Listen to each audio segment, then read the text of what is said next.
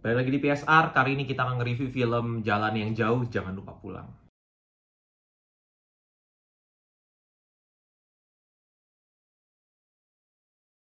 Ya, sequel dari NKCTHI, biasa disingkat JJJLP ya.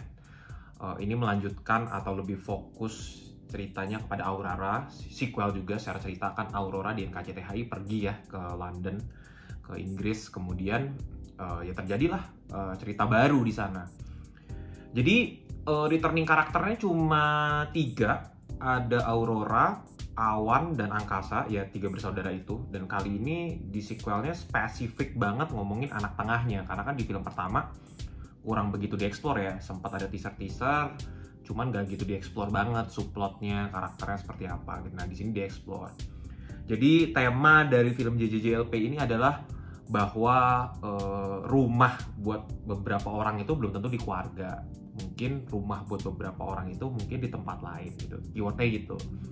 Tapi masih tentang toxic relationship juga gitu. Keywordnya juga masih tentang itu juga. Karena kan NKCTHI, JJLP, Story of Kale, Story of Dinda, awal dan akhir itu kan ngomongin soal mental health matters ya. I don't know. Intinya sih tentang hal-hal yang relating to mental health, relating to self apa bahasa keywordnya tuh, self mental health gitu ya, tentang kita harus aware, memvalidasi emosi and so on. Jadi masih ada juga tentang mental health-nya gitu. Sama seperti NKCTHI atau Story of Kale, cara penceritaan storytelling-nya tuh masih maju mundur tanpa perlu ada timestamp. Ternyata menarik banget nih, kita bisa aware, oh ini di masa lalu, oh ini di sini, oh ini ternyata 2 minggu sebelum. Jadi kan timeline-nya cuma 2 bulan nih, jaraknya 2 bulan tuh time frame-nya. Kita tahu tuh majunya ke sini, majunya 2 minggu setelah, majunya 2 bulan setelah, majunya 2 bulan sebelum, ke awal dia pertama kali pergi, and so on gitu. Jadi bagus banget tuh storytelling kayak gitu tuh. Kita tahu itu timeline-nya kapan tanpa dikasih tahu secara timestamp. Dan bukan bermaksud mau keren-kerenan sotoy-sotoyan, tapi ternyata storytelling dengan gaya begitu malah improve banget, malah meng-emphasize emosi-emosi yang kita dapat. Karena kan kita dapetnya sepotong-sepotong ya. Ini kenapa nih kita wandering around, dulu ada apa ya, kita tiba-tiba dikasih tahu di depannya. Ternyata abis itu pas yang harusnya udah conclude, baru dikasih tahu belakangnya seperti apa. Jadi bikin kita nih sebagai penonton gemes gitu loh. Dan menurut gue ini asik banget sih gaya storytelling kayak gitu. Mungkin ini jadi ikoniknya cara storytellingnya NKCTHI Universe, I don't know. Tapi bolehlah kalau mau dibuat itu buat sequelnya nanti kan ya. Dan yang menariknya lagi adalah sinematografinya, settingnya, itu bagus banget, dipikirin banget. Gue suka banget nih, ini juga dikonfirm ya sama mereka ya dari cast and crew-nya, bahwa mereka sengaja memilih titik-titik atau lokasi-lokasi set di London yang tidak landmark supaya dapat banget nih lu native lokalnya gitu. Dan itu bener banget, ini kayak logika. Gue yakin banyak orang yang seumur hidup tinggal di Jakarta juga ada yang belum ke Monas gitu, atau belum ke titik landmarknya di Jakarta. So itu bener banget ketika dia meng-capture lokasi-lokasi yang kita juga nggak tahu ini di mana gitu, di mananya London kita juga nggak tahu. Dan itu bagus banget, berasa banget. Gue berasa kayak tinggal di sana gitu, tinggal di London. Oh mungkin kalau native lokal hidup ya kayak begini kali, kerja serabutan ya kayak begini kali gitu, seperti itu.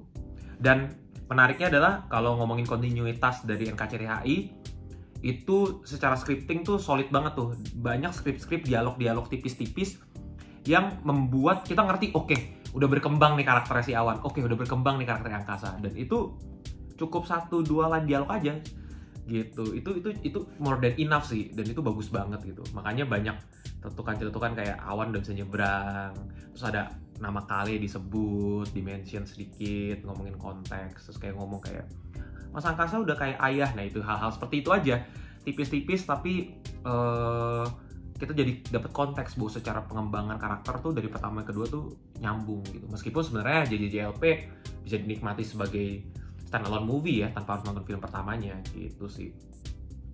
Cuman kalau ditanya apa yang disayangkan adalah kenapa harus pakai trigger toxic relationship. Kayaknya bosen banget gitu, cinta-cintaan ketemu ada somebody yang toxic, sweetie, honey bunny, and then di sisi lain ternyata ya sangat anger management and so on. Ya itu aja sih, sayang banget kenapa begitu gitu. Kenapa nggak pakai isu lain, isu kayaknya kok ada problem all over the time gitu, datang beruntut terus membuat mimpinya jadi hancur, atau mungkin mempertanyakan soal kayak sebenarnya apa yang pengen gue achieve ini bener nggak sih gitu. Kalau kayak gitu kayaknya bagus, karena kan si Aurora ini udah jauh ke London ya, jadi kalau misalkan bisa digituin kayaknya lebih powerful. Tapi I don't know, mungkin ada pertimbangan secara bisnis atau secara interest, ya mungkin bisa dimaklumi, toh juga berhasil juga kok gitu.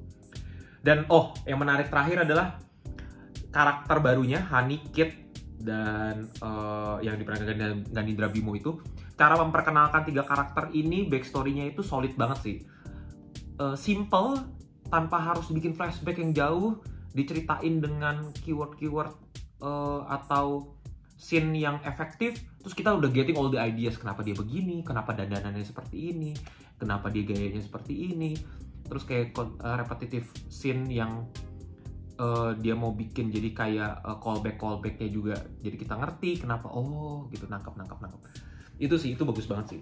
So overall menurut gue JJLP ini pengembangan improve dari film pertamanya, cuman agak sulit menilai ini jadi sebuah film karena ini lebih kayak experience ya, jadi pengalaman, cinema experience instead of ke movie yang pada umumnya gitu sih. So anyway, gitu aja. Thank you udah nonton. Sudah bisa komen dan subscribe. Akhir kata, play it, don't stop, just rewatch. Cut.